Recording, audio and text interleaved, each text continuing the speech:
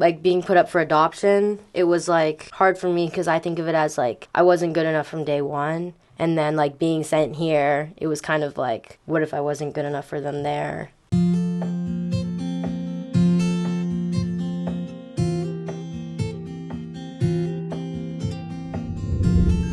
Anna, when I first saw you, you were quiet, very quiet, sitting by yourself.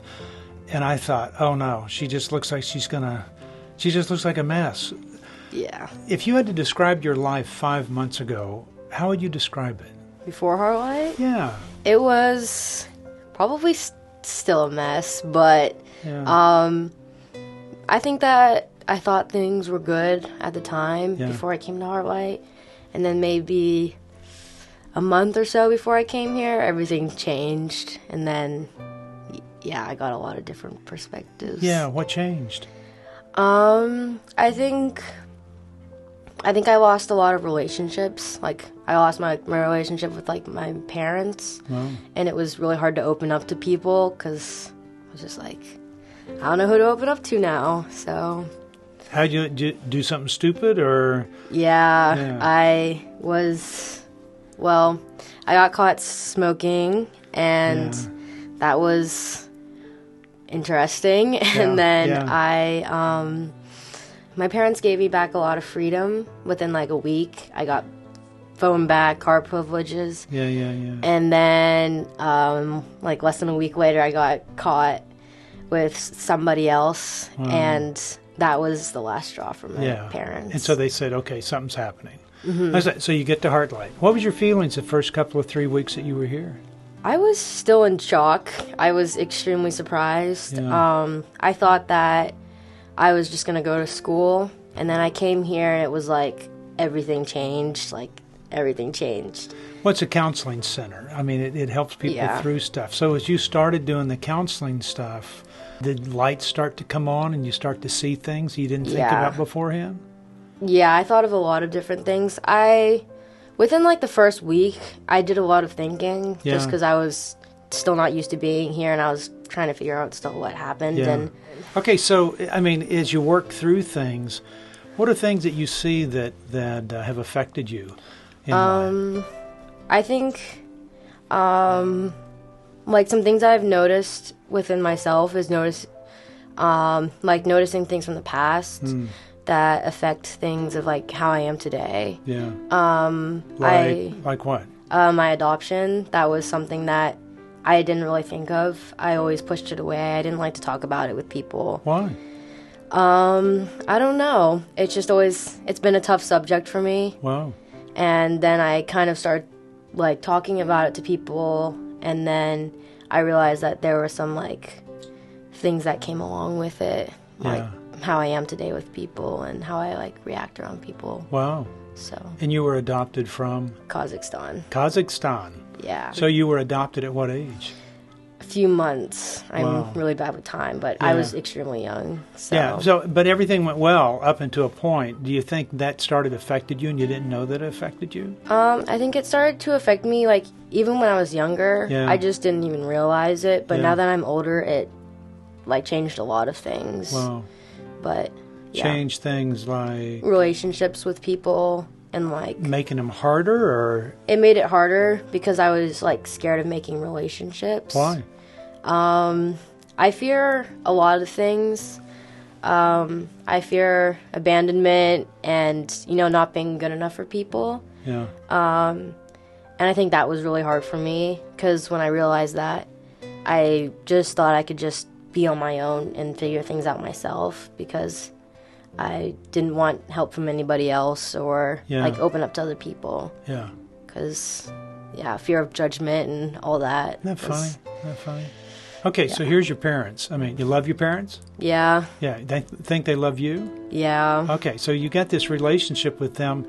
They adopt you, and then you start going through a tough time. Was it hard to accept the fact that they're sending you somewhere? Yeah. I mean, it was really hard because after I changed schools, my relationship completely changed with them because I was busy all the time. I didn't need to talk to them.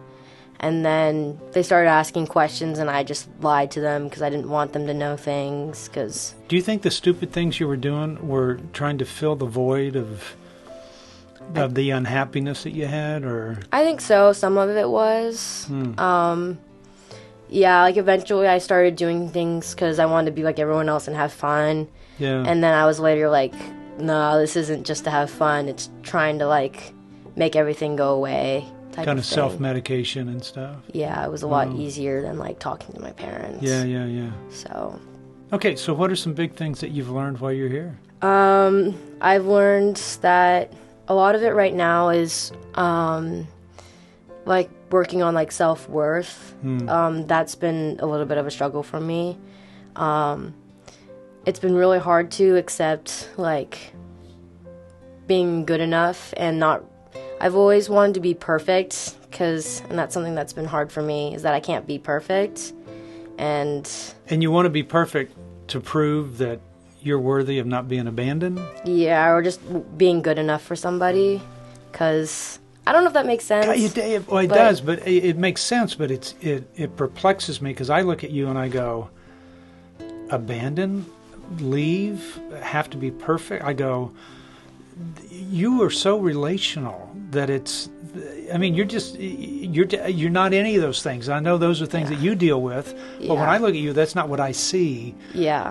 I just go, gosh, she's a wonderful young lady that I mean, that's what surprises me, I think, in a sense, because it's something that you carry with you, and that's why, man, I hope you get to resolve all that stuff. Yeah, like I was doing a group homework, and it was talking about beliefs that you have. Yeah. And it was just kind of like even in counseling, even we talk about it, that like being put up for adoption, it was like hard for me because I think of it as like I wasn't good enough from day one. So, and I mean, there was nothing I can do about it. Like my counselor and I have been talking about that. And then, like, being sent here, it was kind of like, what if I wasn't good enough for them there? And it was kind of like a scary thing. But then I realized there was more, like, meaning to it. Yeah. And, like, it was just for, like, my health and everything. Yeah. Because I wasn't being safe. It's a lot.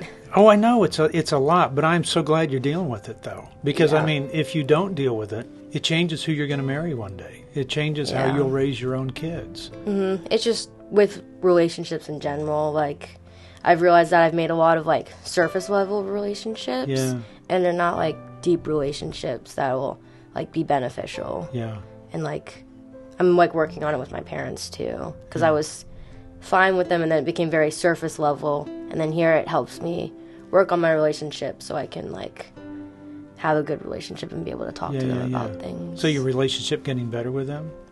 It's getting better over time. Yeah. Well, look, thanks for sitting down. I mean, I'm amazed at how well you've kind of encapsulated, you know, the things that you wrestle with, and I'm so proud of you for tackling them and not being afraid to deal with them. That's cool. Yeah, I'm working on trying to be able to, like, work through them. That's cool. It's a little difficult, but I know that I'll get there. But you can do it. You can do it. Yeah. Cool. Thanks.